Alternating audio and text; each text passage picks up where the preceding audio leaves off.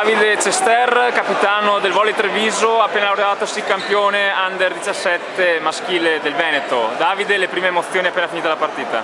Le emozioni sono tante, anche se a dire il vero sapevamo entrambe le squadre che saremmo andate alle finali nazionali e quindi non è stata una battaglia molto agguerrita, diciamo.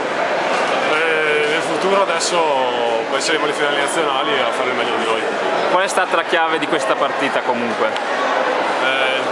Il punto fondamentale è stata la battuta e la ricezione, che sono quelle che hanno fatto la differenza e soprattutto gli errori delle varie squadre, E anche il muro comunque ha dato il contributo importante. Il muro è importante. Come avete preparato questa partita?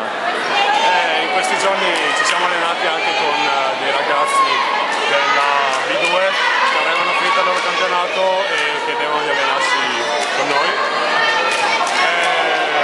Siamo venuti qua pronti a questa sfida, comunque il pallo lo conoscevamo, quindi sapevamo i punti deboli come loro sapevano i nostri. E adesso invece le finali nazionali con squadre magari di cui non conoscete i punti deboli, come ci arriverete? Le finali nazionali, abbiamo conosciute molte al Trofeo Foroni, che lì è chiamata quasi una finale nazionale con trofeo.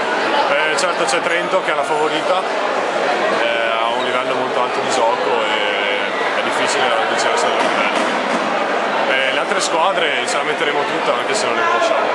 Allora in bocca al lupo e complimenti a Davide e a Volley Treviso. Grazie.